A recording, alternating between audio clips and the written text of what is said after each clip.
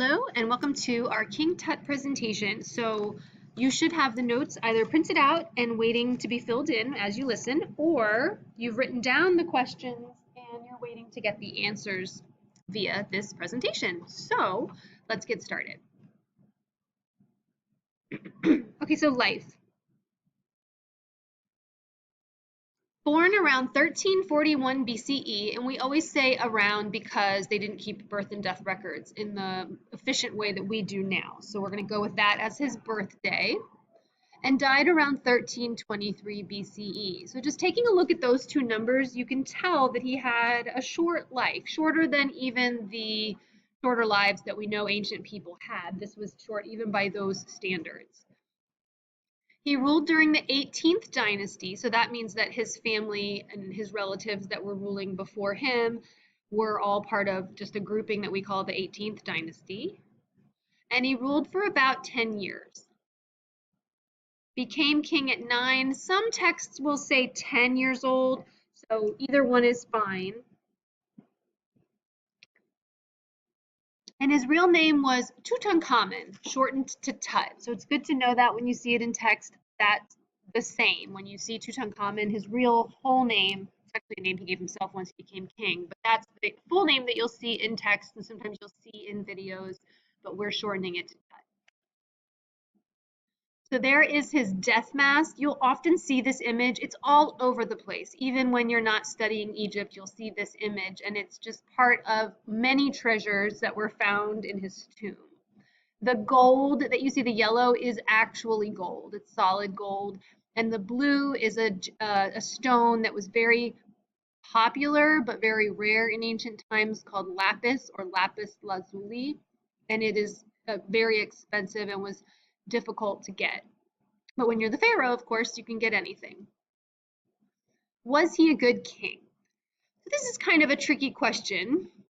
He didn't really have very much time to do a lot for Egypt. So when you say is someone a good king, we're going with the assumption that they did good things for the country or for their kingdom.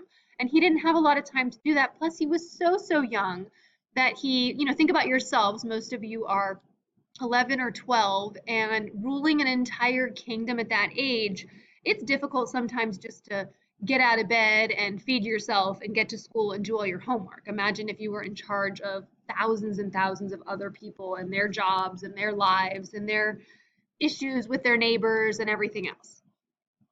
He relied on priests and other officials to help him. So there were a lot of adults in his life who were saying, hey, this is what you should do, or just doing it, just making the decisions for him, settling, people would often bring their problems to the pharaoh and say, I'm having this issue with my neighbor. He keeps letting his animals graze on my farmland or whatever. And they would kind of want them to be a judge and kind of figure out the answer to the solution, to solve the problem. So he had a lot of adults working for him and on his behalf.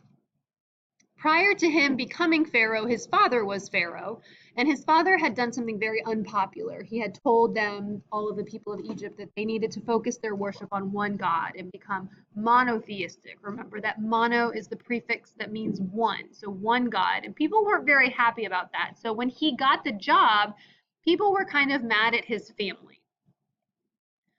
So in order to get people sort of like him, he went back to polytheistic and said, oh, okay, you want to be worshiping all the different gods, the sun god and the god of the underworld and all these things. Okay, fine, that's fine. So I think that gained him some popularity.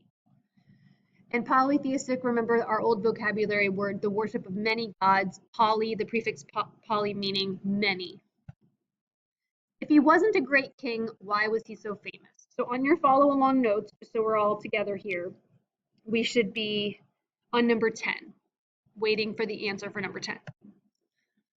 And this is the answer to the question, because he had so much treasure. And we are going to spend the next day looking at, probably in tomorrow's lesson, looking at some of these artifacts. So he had a couple of rooms in his tomb devoted to objects, to treasures, to artifacts, and they were no cheap items that he was buried with.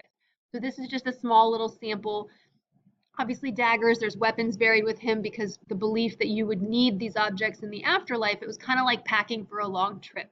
So he wanted to have lots of these things with him, and he would have sat down with his advisors and people that worked for him as soon as he became pharaoh, so even as a 10, 9, 10, 11, 12-year-old kid, he would have been planning his tomb. This is what I want. I want this jewelry. I want this dagger. This came from my grandfather. This is my grandmother, like special things to him. This is one of the chairs or the thrones that were found. These are all real gold that you see, gems, and big objects as well. So we'll look at some of those tomorrow.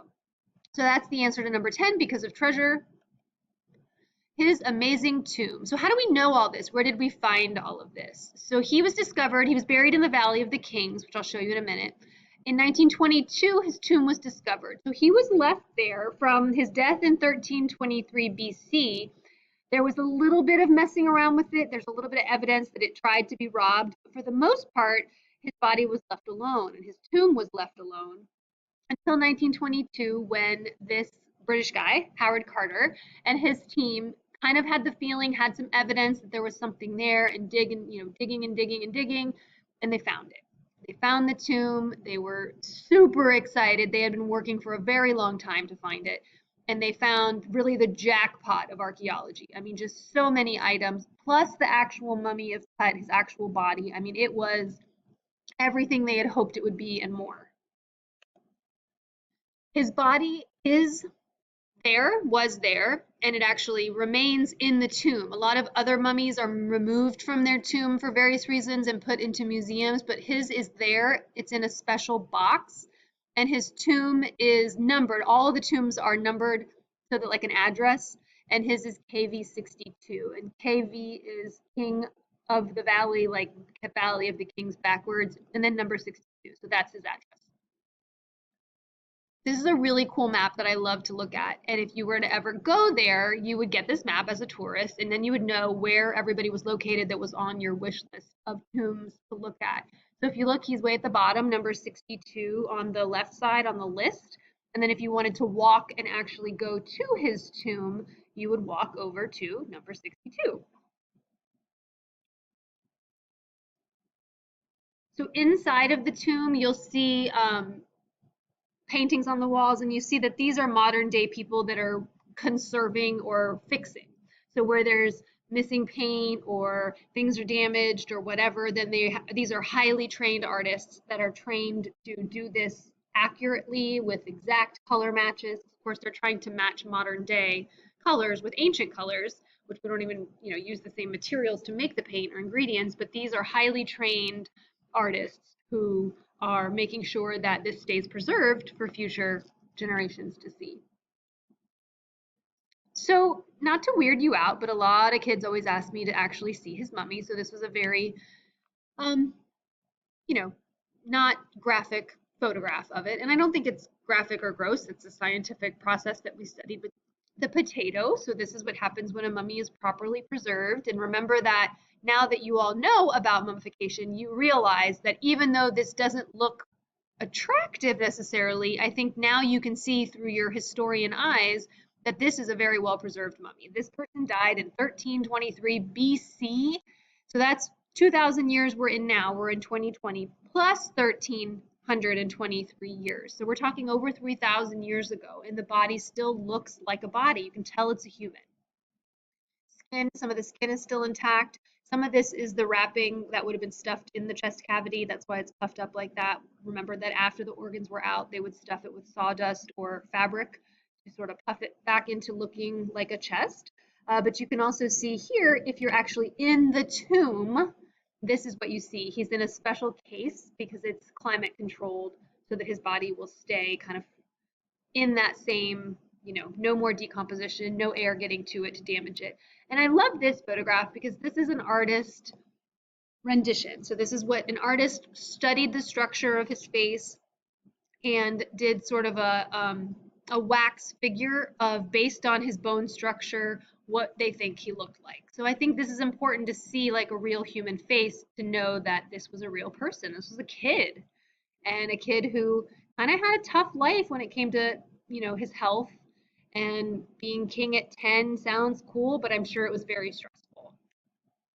So how did he die? The most common theory is probably an infection from a broken leg.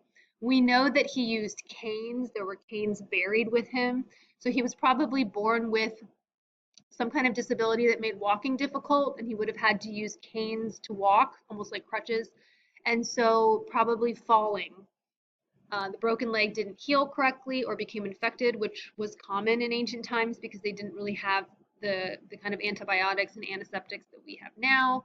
And he also had a sickness. So DNA testing on his mummy shows that he had malaria, so his body was already trying to fight that, which is why probably the infection killed him.